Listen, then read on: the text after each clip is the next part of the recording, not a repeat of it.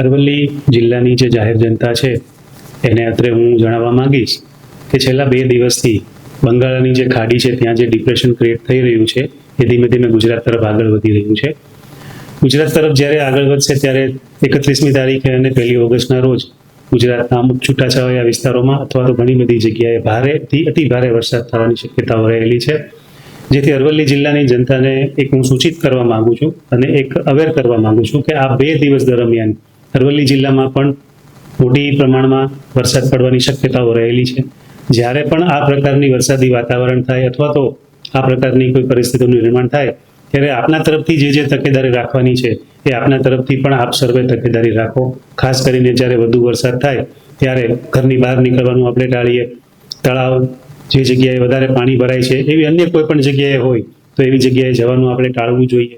જ્યારે પણ વીજળીના ચમકારા કે એવું કંઈ થઈ રહ્યું છે ત્યારે આપણે ખુલ્લી જગ્યામાં કે વૃક્ષ નીચે જવાનું ટાળવું. આ બધી સામાન્ય બાબતોથી આપ સર્વે માહિતગાર જ હશો. તેમ છતાં પણ આ 2 દિવસ દરમિયાન જે વધુ વરસાદની જે પરિસ્થિતિ છે એ ધ્યાને લેતા આપ સર્વેને તકેદારીના ભાગરૂપે આ બધા પગલાં લેવા માટે ખાસ વહીવટીતંત્ર તરફથી એક સૂચના આપવામાં આવે છે. ખાસ કરીને આપણે આજે હવે રીલ્સ અને ફોટોગ્રાફ પાડવા માટે પણ થોડી ખતરનાક જગ્યાએ પણ આપણે જતા હોઈએ છીએ. એ બાબતો પણ આપણે ખાસ ધ્યાન રાખશો. ઘણી વખત કોઈ જગ્યાએ વૃક્ષો પડવા જેવી કે રોડ બ્લોકેજ થવાની પણ ઘટનાઓ થતી હોય છે. તો આવા સમયે અમારો તાલુકાનો ડિઝાસ્ટર કંટ્રોલ રૂમ અને જિલ્લાનો ડિઝાસ્ટર કંટ્રોલ રૂમ સતત ચાલુ હોય છે. એના નંબર પણ આપ સર્વે સાથે સોશિયલ મીડિયા પ્લેટફોર્મ પર તથા અલગ અલગ રીતે શેર કરવામાં આવેલા છે. તો આ ઉપર જ્યારે પણ આવી કોઈ ઘટના બને તો તમે આ નંબર ઉપર તુરંત તાત્કાલિક જાણ કરો.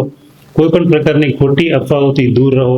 વહીવટીતંત્ર તરફથી જે સાચી માહિતી આપવામાં આવે છે એના ઉપર જ વિશ્વાસ કરો.